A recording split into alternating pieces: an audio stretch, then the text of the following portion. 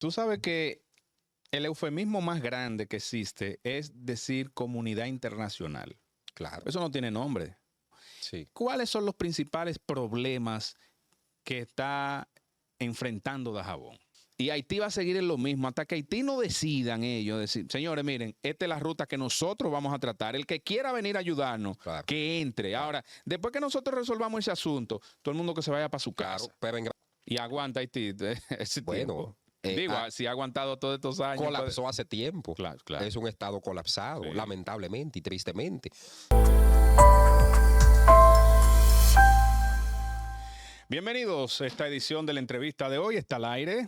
Gracias a todos ustedes por sintonizarnos, por compartir, por suscribirse, por ser parte de esta iniciativa comunicativa. Federico Castillo les saluda y les invito a que nos acompañen hasta el final con este interesante conversatorio que voy a sostener en nuestra sala de conversaciones con nuestro querido amigo Vargas Vila Riverón, periodista, comunicador experto en temas fronterizos, uno de los tipos, y tipo en el buen sentido de la palabra, que más sabe del tema haitiano.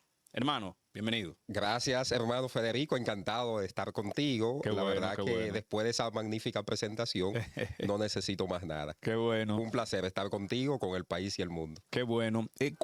Antes de entrar de lleno con el tema fronterizo, ¿cuándo te nace la iniciativa de ser periodista y de enfocarte en los temas que afectan o impactan tu zona de acción, que es Dajabón y todo eso? Sí, tengo que confesarte algo que nunca he dicho. Yo caí en esta profesión, en este ejercicio por accidente. Ok. Porque mi sueño frustrado era ser ingeniero. Mm, Pero después, cuando me voy a la universidad y veo situaciones, y más en la frontera, digo que he decidido cambiar, ujú. porque entendía que habían cosas que en esa profesión a la cual yo estaba aspirando Sí. no la podía llevar a cabo, no la podía materializar. Entre ellas, que era uno de los instrumentos primordiales Ujú. de la comunicación o el periodismo, que es Ok. una responsabilidad social frente a Sí. una sociedad. Entendiste que con la ingeniería tú no ibas a impactar la sociedad como querías. Efectivamente. Entonces, Ya. ahí es que cuando decido cambiar y dar el paso a la comunicación, pero ya yo venía haciendo pininos de manera empírica, Ok. allá en mi pueblo de Ajabón, Ok.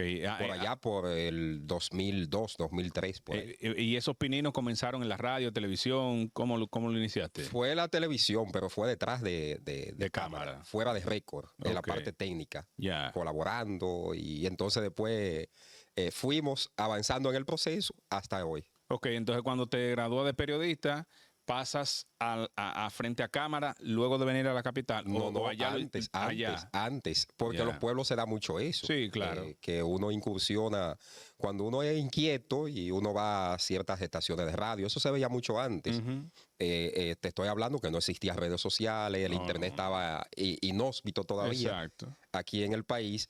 Y en los medios le decían a uno, bueno, yo veo que tú tienes condiciones. El caso de César Montesinos, por ejemplo, en Dajabón, Sí, Juan de Dios sí. Liberato, que el mismo Santiago Rivera, nuestro hermano, que nos dijo, ven, para que comience a incursionar. Comencé como tramoya, Ah, claro. asistente de cámara, director de cámaras, o sea, fue un proceso, todos los procesos.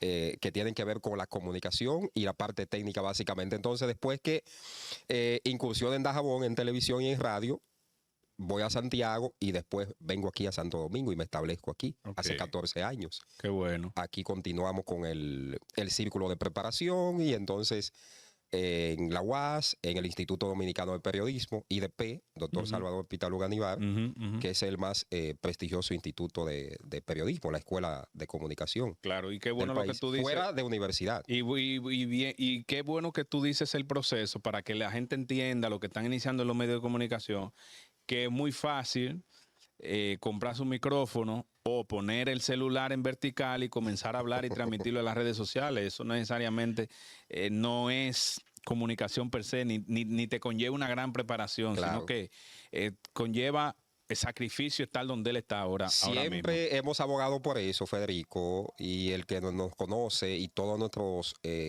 compañeros de estudio que tuvimos la oportunidad, entre ellos algunos que están en una posición cimera, mediáticamente hablando. Sí. El caso de Ramón Tolentino, que fuimos compañeros sí. de estudio. Tolentino de allá, de Dajabón. No, Tolentino es de aquí, de Santo Domingo, Ya. de Villajuana para el mundo. Sí, sí.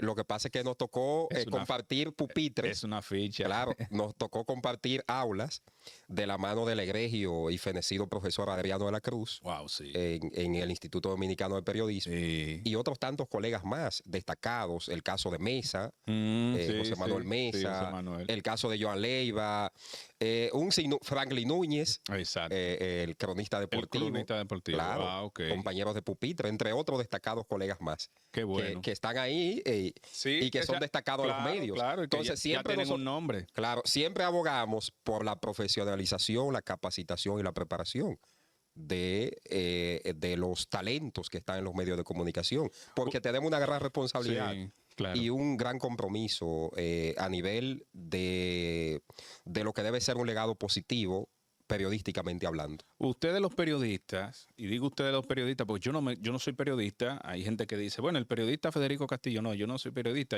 Destacado comunicador. yo soy comunicador pero o, comunicas muy bien. o comunicólogo, como se suele decir, pero ustedes los periodistas a veces tienen o conocen más de todas las necesidades que tiene la población, la gente, porque el contacto es más directo a veces que con un funcionario. Sí. ¿Cuáles son los principales problemas que está enfrentando Dajabón? Mira, son múltiples los desafíos. Y Dajabón, que es la capital de la frontera, donde nace la República, hay gente que no le gusta que yo diga esto, pero Pero esa es la realidad. las batallas que solidificaron y consolidaron el proceso de establecimiento de las bases de la República Dominicana post 27 de febrero, Exacto. post Trabucazo Exacto. de 1844, Claro. se dieron a la mayoría de la provincia de Dajabón. Ujú. El grito de Capotillo, Sí. 1863, 16 Sí. de agosto de 1863, Sí. que dicho sea de paso, acabamos de conmemorar 161 aniversario Exactamente. de ese acontecimiento. Santiago Rodríguez y varios generales Ujú. que fueron valientes, héroes, que dieron el grito Claro. de Capotillo para restaurar la República Dominicana.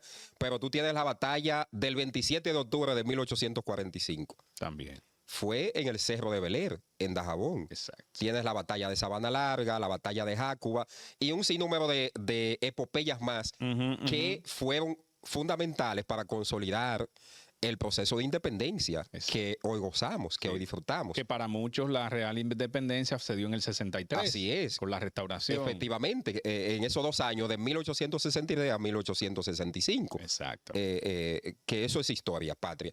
Y por eso nosotros somos de la tesis y sostenemos que Pedro Santana no debería estar en el Panteón Nacional. ¿Tú consideras que él es un traidor? Es un traidor a la patria. Y- no y- debería. Pero su acción no se debió a una coyuntura del momento. Bueno, pero era una coyuntura del momento. Y fíjate una cosa, Federico, porque aquí no se habla mucho de historia y qué bueno que entramos en ese debate, en ese tema.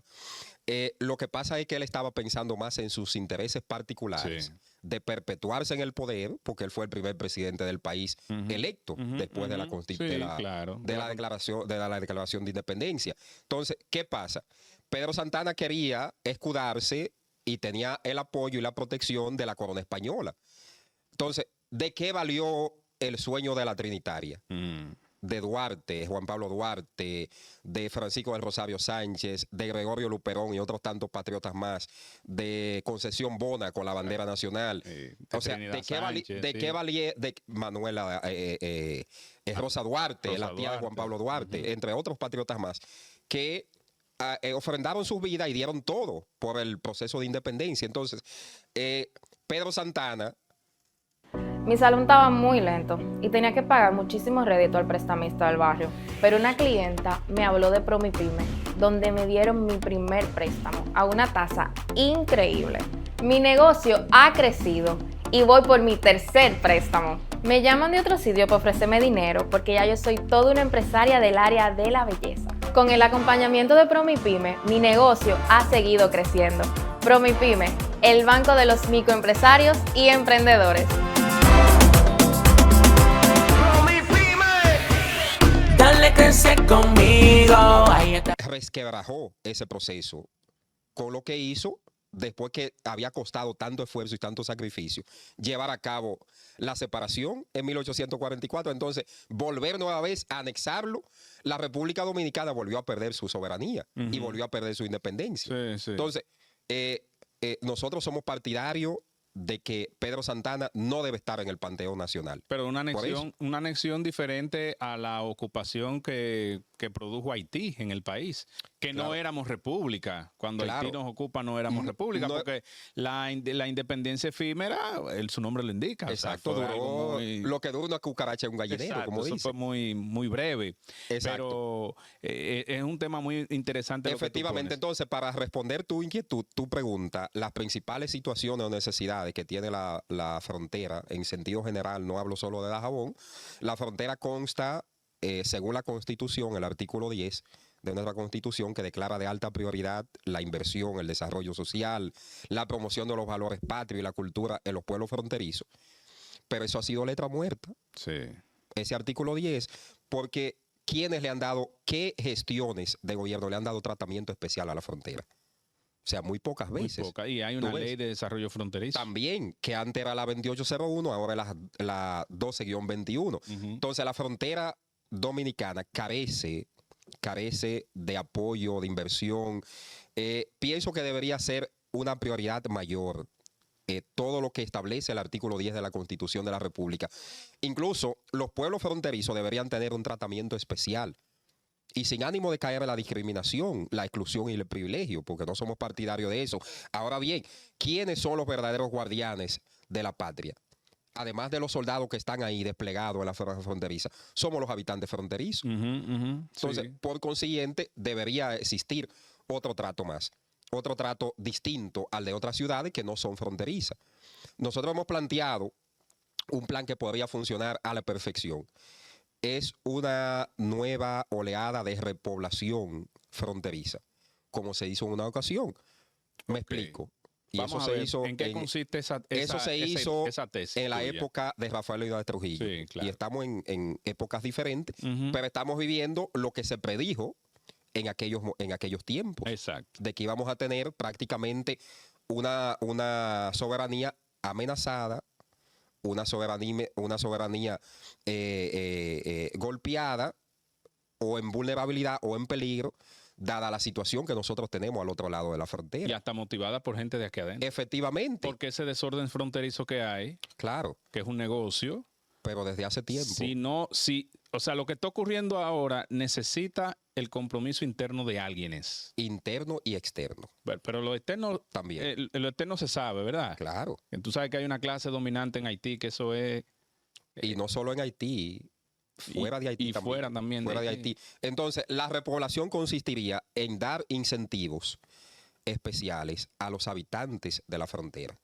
Y a los no habitantes de la frontera, porque, por ejemplo, aquí hay muchos profesionales de la medicina que se gradúan Claro. y hacen su especialidad y se quedan pululando en la capital y no tienen Claro, empleo. Claro. Entonces, tenemos una necesidad en la frontera de servicios sanitarios, Sí, sí, sí. de trabajo, de desarrollo. En todos los órdenes, En todos prácticamente. los órdenes que tú puedes crear, como tú dices, incentivos para que ese médico, estoy hablando de los médicos, puede Sí. haber otra profesión, se vayan a la frontera y en un tiempo vienen a visitar su familia o se radican allá, porque necesariamente no hay que hacer vida en la capital. Tú sabes cómo van los médicos, lo envían a hacer su pasantía. allá. Exactamente. Y eso se ve como si fuera un castigo. Un castigo, un castigo. Entonces, Dios mío. en la frontera, la fuga de talentos, la fuga de cerebro es bastante alta. Sí, claro. Yo soy un ejemplo de eso. Claro. Vine a establecerme hace 14 años, en el Claro. 2010, a finales del 2010, buscando mejores horizontes. Sí, sí, sí, sí. Porque la inmigración o la emigración es un fenómeno global y habitual, Totalmente, totalmente. donde tú no tienes las condiciones para tú poder desarrollarte, crecer y lograr tus sueños, cristalizar tus metas, tú emigras de ahí. Y la primera condición del ser humano es poder sobrevivir. Efectivamente. O sea, tú no le puedes impedir a un ser humano que se impida su desarrollo Claro. por quedarse en el lugar de donde nació. Totalmente. Y eso Entonces, es normal. Uno de nuestros planteamientos es ese, y se lo hacemos a las autoridades, al Estado, de que se priorice en gran medida las condiciones que deben tener los fronterizos para poder desarrollarse, para poder crecer, para poder ver más acciones concretas y más desarrollo a los pueblos fronterizos. Tú tienes, por ejemplo, en las 7 provincias fronterizas, las 7 son ecoturísticas, pero hay 2 de ellas que son polos turísticos esenciales, atractivos, Montecristi y Pedernales. Exacto. Que ahora tenemos el proyecto de desarrollo de Pedernales. Bien, saludamos esa acción. Aplausos, ojalá que avance, ojalá que se pueda desarrollar todo lo que fue concebido en ese plan de desarrollo de Pedernales y también en Montecristi.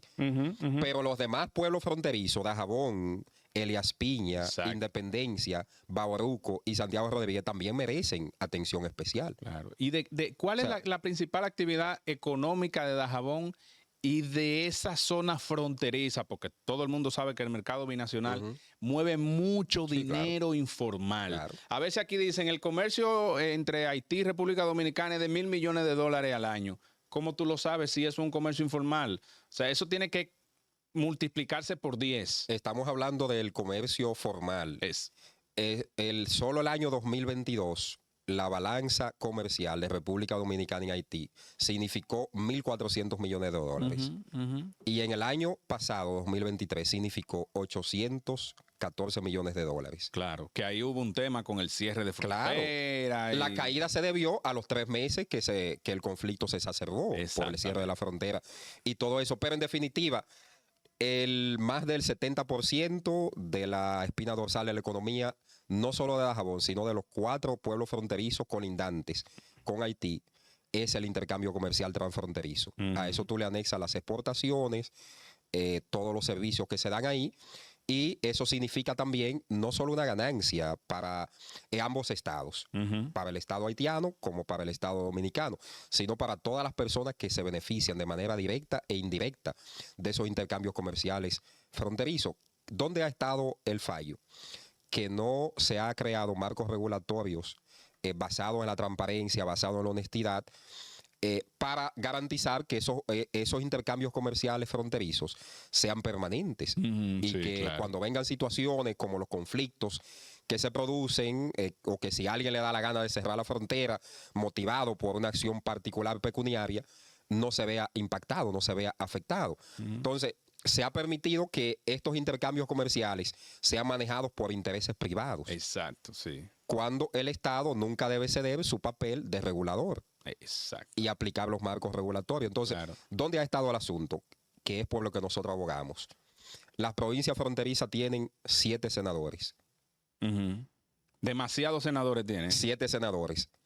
Cada provincia fronteriza tiene 2 diputados. Eso equivale a 14 diputados. Sí, Hay una comisión permanente de asuntos fronterizos. exacto. Está el Consejo de Coordinación de la Zona Especial de Desarrollo Fronterizo, que se reactivó ahora en esta presente gestión, con la aprobación de decenas de nuevas empresas, con la proyección de crear más de 10.000 empleos, que eso es importante. Pero hay modelos que se pueden desarrollar de comercio o de manufactura de fábricas en la franja fronteriza. Hay una debilidad ahora mismo y nosotros nos hemos preguntado y hemos hablado con nuestros conciudadanos de la frontera, principalmente de Dajabón. Es un pueblo, es una zona muy productiva a nivel de frutas, de mango, de chinola, de cahuil. Que puede industrializarse y sacar derivados. Exacto. Entonces, nosotros nos preguntamos por qué no hay una industria que sirva para procesar todas esas frutas. Una agroindustria. Una agroindustria. Claro. Usted la ve que se pierde. Sí. Usted sale, por ejemplo, se va por Mau al Verde hasta llegar a Dajabón y va en el trayecto Santiago Rodríguez Dajabón y va a encontrar mucha fruta perdiéndose. Claro. Y ahora que estamos en temporada de mango. Que no La necesariamente... gente que pasa hambre porque quiere en esa zona. Porque hay mucho mango, hay mucho cahuil. Exacto. Entonces, y hay otros esa agroindustria tú la puedes convertir en un pilar de exportación, que no necesariamente tiene que suplir el mercado interno, porque tú tienes otros actores efectivamente en otra zona del país que te suplen el mercado interno. Entonces, ubicar países cercanos a nosotros, esas islas Antillas Menores, un poquito Antillas Mayores, etcétera, el mismo Haití,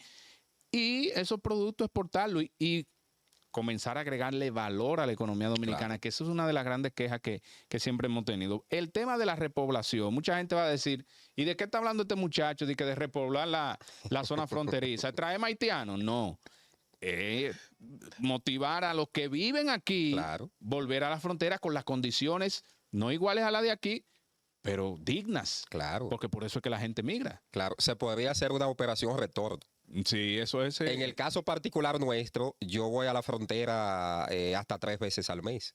2 y Ok. 3 veces al mes. Ok. Por tierra, ¿verdad? Sí. Pues no tengo esa facilidad de ir por aire. todavía no tiene la facilidad de ir por aire. Entonces, ¿qué pasa? Y me ha tocado visitar tanto este lado, los pueblos fronterizos, como del lado haitiano, con quienes tengo muy buenas relaciones, con algunos amigos haitianos. Entonces, anteriormente se establecía, se utilizaba, que se llevaban a dominicanos, principalmente militares, y los que hacían el servicio militar obligatorio en aquella época de Trujillo. Sí. Se le daba una determinada cantidad de tareas de tierra, se le daban 2 o 3 bueyes, Ya. se le daba una casa y se le garantizaban ciertas condiciones. Y esa gente vivían felices ahí en la zona Exacto, fronteriza. claro. Y a su vez eran centinelas de la frontera. Exacto. Sí. Entonces, esa puede ser un mecanismo. un mecanismo, no de esa manera, pero puede ser de otras maneras, Sí, de otras modalidades. Porque, por ejemplo, Industria San Miguel, que fabrica cola real Sí. y otros productos, ellos están en la frontera en Santiago Rodríguez Sí, sí, específicamente. en la caoba de Santiago En las Rodríguez. caobas de Santiago Rodríguez. Pero amparado en la ley de desarrollo fronterizo que fue recientemente modificada, como que tú no divisas otras empresas que tengan el mismo protagonismo, generando empleo, desarrollando el entorno donde ellos operan. Porque mira qué pasa, Federico. Esa ley, desde su aprobación en el 2001 Ujú. y años después, fue mutilada porque tuvo que lidiar con una serie de intereses, principalmente los intereses económicos Lo de siempre, de hermano. las grandes ciudades, que promovieron en el Congreso Nacional su mutilación. Incluso el senador de mi provincia en ese momento se enfermó Ujú. cuando le tocó conocer el proceso de modificación. Y otros senadores, varios de la frontera se enfermaron o se hicieron los enfermos, no sé. ¿Por qué? Para que le dé una gripe colectiva. Le dio una gripecita. No sé si fue influenza o COVID o qué fue lo que le dio. Bueno, el Oye, COVID no estaba No todavía. estaba, pero bueno. Pero el asunto es que ellos permitieron y se hicieron cómplices de que esa ley fuera torpedeada. Entonces, por eso coincido contigo de que hay una empresa que es emblemática que se dedica a la producción de bebidas gaseosas, que es la más Exacto. visible, Claro. que tiene una empleomanía, una matrícula de empleo, pero que no es suficiente. Donde se habla de que aquí hay más de 100 empresas acogidas a ese régimen de incentivo, de exenciones Sí. a fiscales en la frontera. Exacto. Anteriormente te daba un plazo, ¿Y esas 100 empresas están instaladas? hay algunas de ellas que están cerradas. Pero Que- espérate, ¿comenzaron a operar y cerraron o Sí. simplemente se acogieron y nunca comenzaron a Hay operar? de las dos maneras. Hay algunas que comenzaron a operar y parece ser que vieron, porque los costos de operatividad, las infraestructuras viales, porque mucha Eso gente, incide mucho mucha gente también. se encuentra a la frontera lejos también. Bueno, está lejos si tú no tienes Sí. la infraestructura Sí. vial adecuada, claro Pero, que sí. pero permíteme decirte que hay que ser justos ante ti, ante el país y el mundo. Si tú haces un balance, y nosotros que vivimos estudiando y dando seguimiento a todo lo que pasa en la frontera, en estos 4 años vimos una inversión mayor en los pueblos fronterizos, Claro. con el tema, por ejemplo, de las infraestructuras viales, del asfaltado. Sí. Por ejemplo, tú tienes una comunidad como Guayajayuco, Ujú. que no sé si la conoces o lo he escuchado La he mencionar. escuchado, claro. Guayajayuco es una comunidad que está en las montañas entre Restauración y Pedro Santana y Villa Nacaona, que pertenece a la provincia de Elías Piña. Ujú. Ahí nunca había llegado una gota de asfalto. Sin embargo, llegó Se el asfalto. asfaltó. Se asfaltó. Eso es importante porque contribuye al desarrollo, Claro, facilita las claro, condiciones. Claro. Tú tienes la carretera de Guayubín, Copey, que fue iniciada en el gobierno pasado, hay Sí, que decirlo, pero que la concluyó bien. Porque ahora, anteriormente yo viajaba cuando iba a Dajabón, cuando voy a Dajabón por Montecristi, pero ahora corto el camino. Ya te va más directo. Más directo, utilizo esa vía y reduzco combustible, reduzco El tiempo, hora, claro, horas tiempo. y todo eso. Eso es ¿Qué tiempo significativo. más o menos toma de aquí a Dajabón? tú te Digo, puedes depende tomar... de la hora en que tú te vayas, porque si te Sí, vas sí, sí. ahora pico, va a tomar Y más con el tiempo. tema de la reconstrucción de la autopista Duarte Por también, igual. eso influye. Sí. Porque es una autopista muy transitada, muy concurrida, muy utilizada. Pero lo normal son 4 horas y media a 5 horas. Pero está bien, porque de De acá, 4 horas... de acá a Puerto Plata es lo mismo, 4 sí, horas. son 300 kilómetros Sí. de aquí a Dajabón. Es igual, de aquí a Puerto Plata son como Efectivamente. 250, algo así, más o menos. Sí, Es casi lo sí. mismo. Pero yo aspiro algún día a ver, como dajabonero, como fronterizo, a que se pueda construir una infraestructura vial amplia, Claro. al menos de 4 carriles, Más circunvalación. como la tiene la región este, como la tiene El la región Cibao. sur, como la tiene de Santo Domingo a Santiago, Exacto. que la puedan hacer algún día de Santiago a Dajabón también, Exacto. o de Y- Navarrete a Dajabón, o Claro. un ferrocarril, sí, eso sería que interesante. es una idea maravillosa para desarrollar todas esas zonas. O un tren regional Exacto. que te conecte varias ciudades, varias Efectivamente. provincias. Eso, Mira lo importante de esto.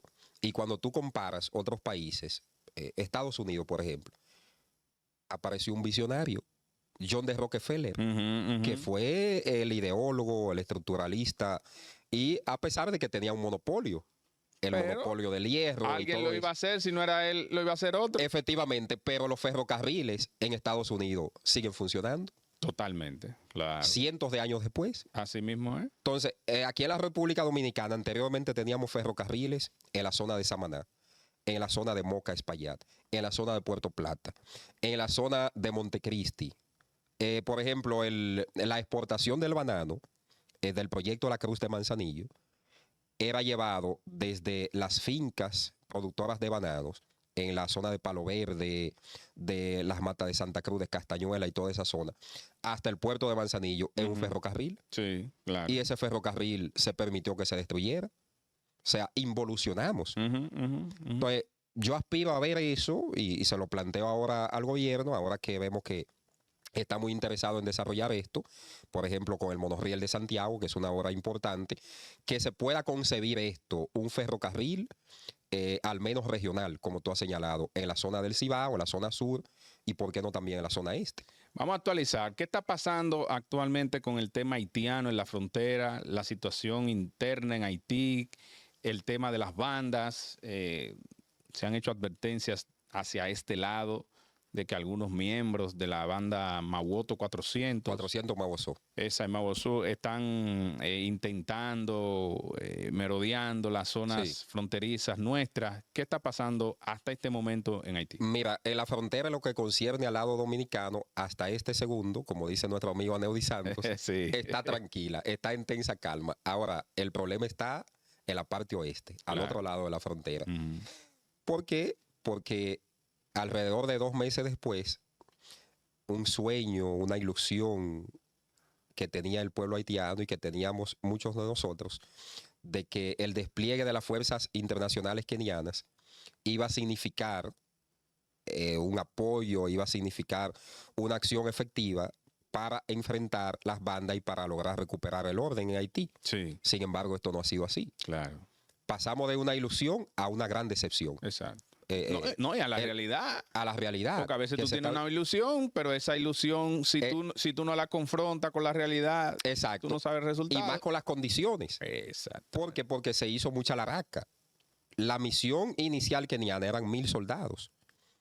Llegaron 200 Imagínate el en 20%. y luego llegaron 200 más. Tenemos unos 400 y tanto.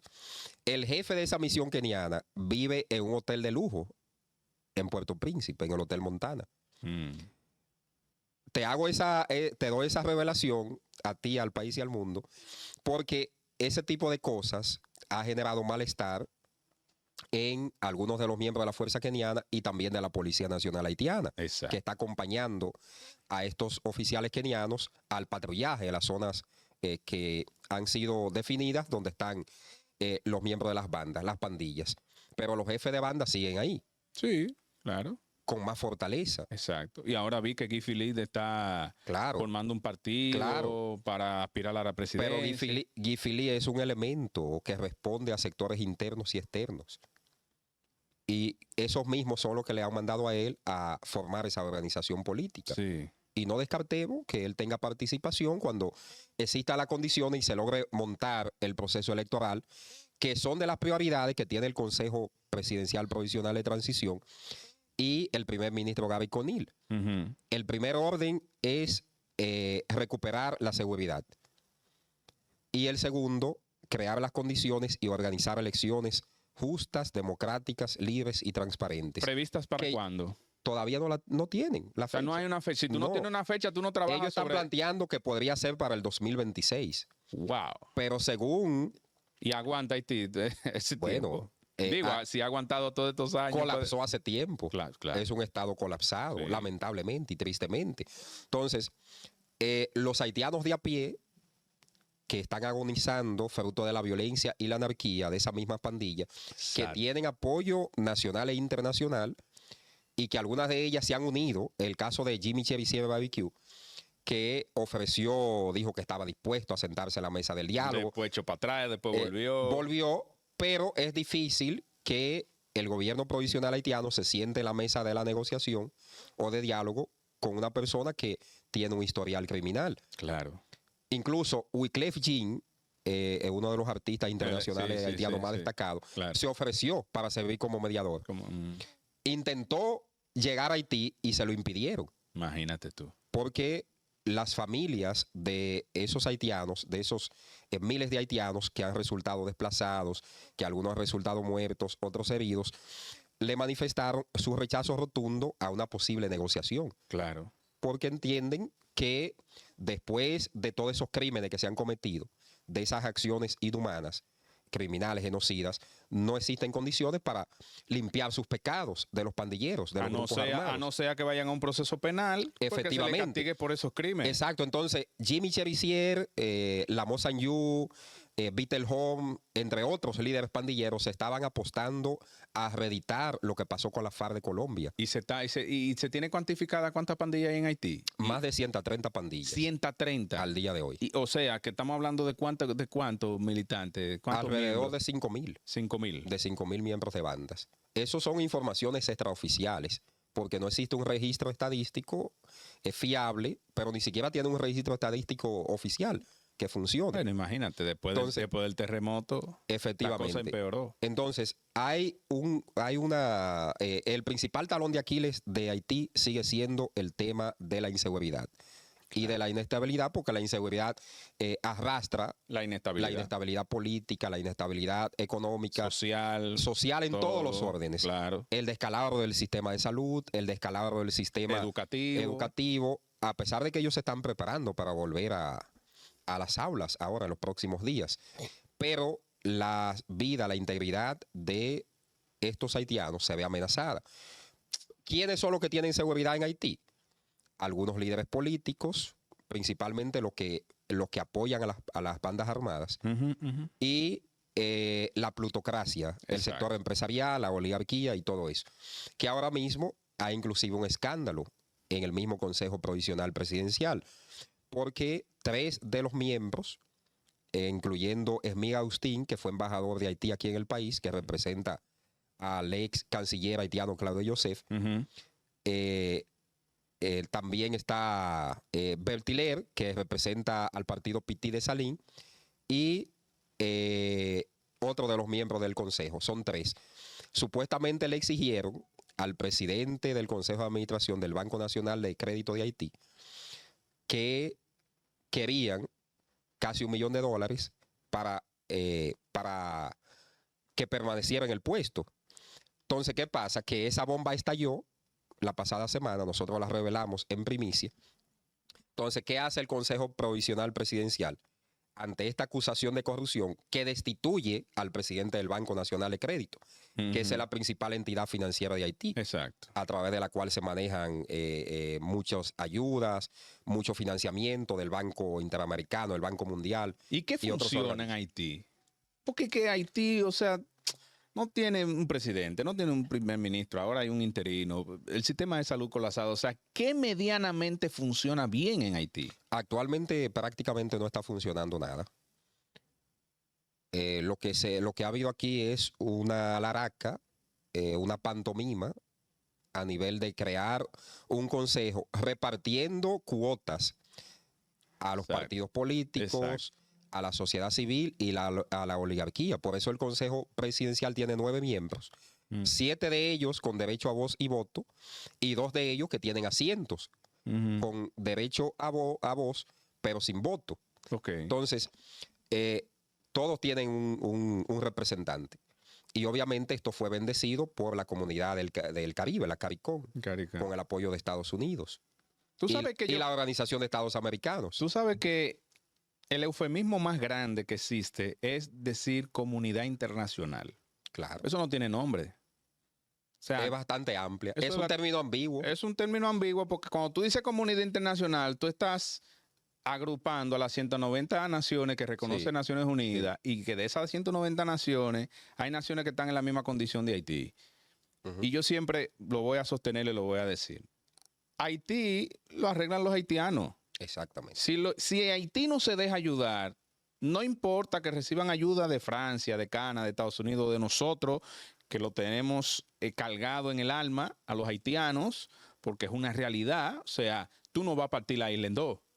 Entonces, o tú no vas a agarrar a los 11 millones de haitianos y lo vas a dispersar en el mundo.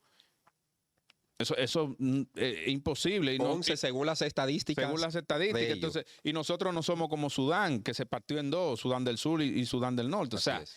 pero eso de llamar comunidad internacional, en ese discurso nos hemos quedado y Haití va a seguir en lo mismo hasta que Haití no decidan ellos, decir, señores, miren, esta es la ruta que nosotros vamos a tratar. El que quiera venir a ayudarnos, Claro. que entre. Ahora, después que nosotros resolvamos ese asunto, todo el mundo que se vaya para su Claro, casa. pero en gran parte, Federico, la comunidad internacional ha sido responsable de esa desgracia, del hundimiento de Haití, Bueno, pero... en cierto aspecto. Pero es lo que te digo, hermano. Si tú tienes un problema y yo como amigo tuyo voy a darte la mano y tú no quieres que yo te dé la mano, Te suelto en banda, como dice. entonces tengo en que buen soltarte. dominicano. Tengo que soltarte. Claro, cuando yo digo los haitianos que se dejen ayudar, todo el mundo sabe a lo que me refiero. A la clase dominante de Haití que se deje ayudar.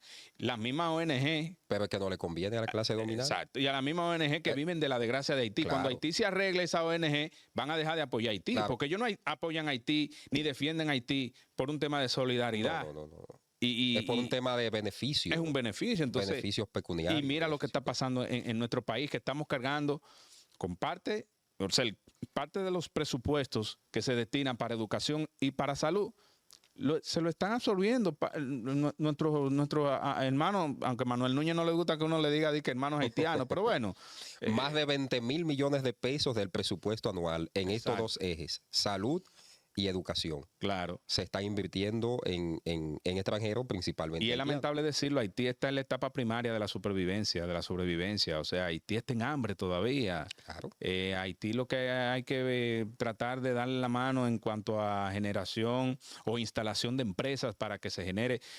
No sé si se lo siguen haciendo, pero hubo una época que se fabricaban las pelotas de béisbol de Grandes Ligas en Haití. Creo que eso ya no existe. Hay un perfecto modelo de... Están los amigos de Codevi. Sí, ese mismo, ahí es que Grupo voy, M. ahí quiero llegar. De Grupo Codevi, que tiene alrededor de 20,000 empleados, Es una buena el cantidad. 95% son de nacionalidad haitiana. Está bien, eso está bien. Está excelente porque esos son inmigrantes menos que van a venir a la República Dominicana. Se le está dando condiciones para que se queden en su propio territorio. Claro. Ahora, nosotros como país hemos fallado en aplicar la ley 285-04. Cuando digo que hemos fallado desde hace décadas. Claro. Eso Y hemos permitido que la situación siga empeorando, porque es un Claro. asunto de aplicación de la ley. Porque no es Totalmente. que estamos en contra de que ellos vengan, No. es que vengan de manera regulada, Exacto. como se hacía antes. Exactamente. Usted analiza, busca los archivos en el Archivo General de la Nación. 1934, 33, aquí traían a inmigrantes haitianos a trabajar con contratos de trabajo Sí. de manera regulada. Le ponían un responsable de una determinada cantidad y usted era responsable de esa cantidad de braceros haitianos, principalmente el corte de la caña, y usted tenía que responder por esos inmigrantes. Exactamente. Entonces, lo que ha faltado es una regulación y una aplicación de la ley, una voluntad para No, hacerlo. y el laissez-faire que hay aquí con el tema haitiano, primero la culpa es de los gobiernos que hemos tenido. Y luego la responsabilidad es de todos. De Y tam- todos, de todos. Claro, O sea, porque no vienen solos. de una parte No de, llegan solos. no, de una parte de Lo la, traen. de la clase empresarial, una parte de la clase política, de todos. Y cuando yo escucho gente que dice, bueno, pero que el dominicano va a Nueva York a parir, pero no entre ilegal. O sea, tú vas a un hospital en Estados Unidos a dar a luz, pero tú tienes que pagar. Sé que son condiciones O distintas. sea, tú entras con visa, tú no te vas, Claro. tú no te ves en Yola por Puerto Rico o te vas por la vuelta por México a dar luz en Nueva York Totalmente. o en Miami. Totalmente distinta. Aquí hay mucha confusión con ese tema, inclusive con la figura del jus solo y el jus sanguinis. Sí, exactamente. Porque en Estados Unidos hay una figura distinta a la constitución de nosotros. Totalmente. Pero Si tú Estados Unidos tuvo una razón para hacerlo. Claro, cuando porque se es un com- país de inmigrantes. Exactamente. Claro, es un país de Y inmigrantes. estableció el Jus Soli justamente para eso, para poder Efectivamente.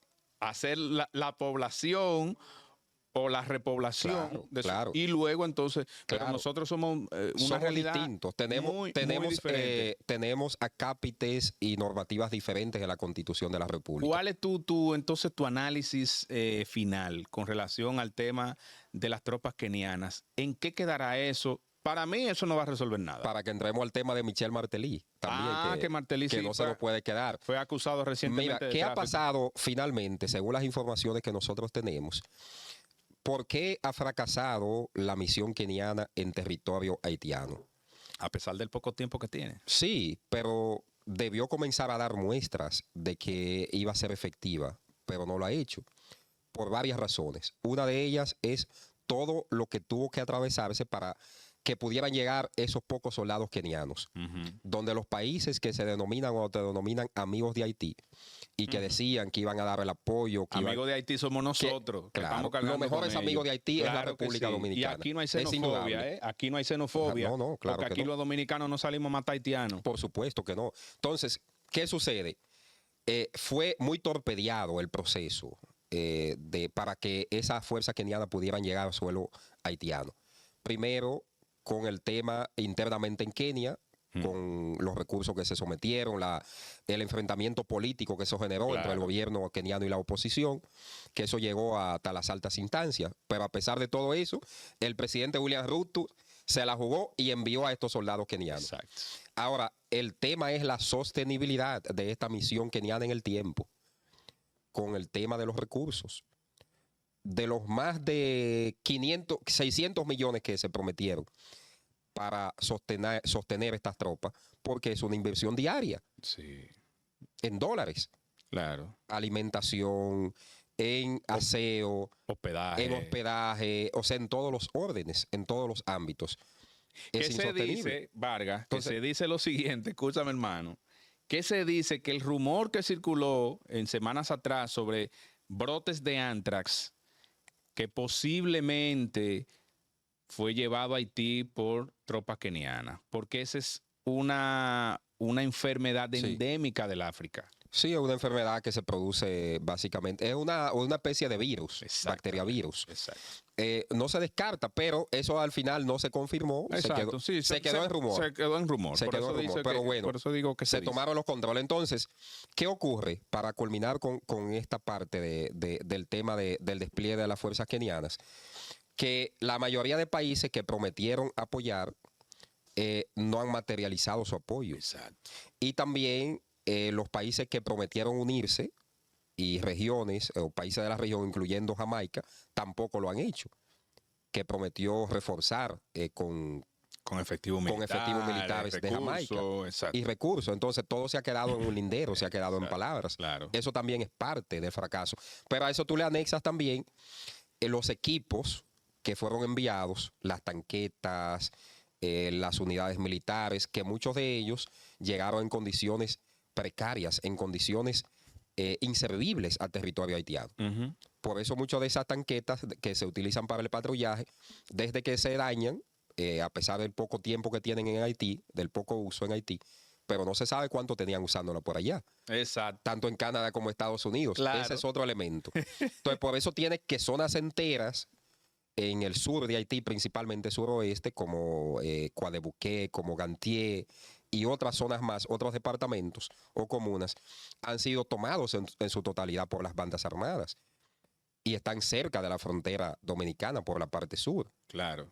Entonces, por eso hay una preocupación y un pánico constante con la gente, principalmente los que viven en la zona fronteriza del sur del país, porque en el norte prácticamente se está conviviendo normal. Claro. Y no hay tanto pánico, no hay tanto miedo, tanto temor como hay en la parte sur del país. Claro. Vargas Vila Riverón, ya ustedes han escuchado este análisis profundo del tema fronterizo. Voy a comprometer a mi hermano Vargas Vila que recurrentemente venga al espacio a actualizarnos sobre el tema fronterizo y sobre todo el tema haitiano. Yo encantado, con gusto. Claro, hermano, que tanta importancia reviste en el pueblo dominicano. Así que te agradezco y mucha salud para tu familia. Gracias a ti, hermano, encantado. Ya te tendremos por aquí próximamente. A ustedes las gracias por la sintonía. Recuerden suscribirse, comentar, compartir.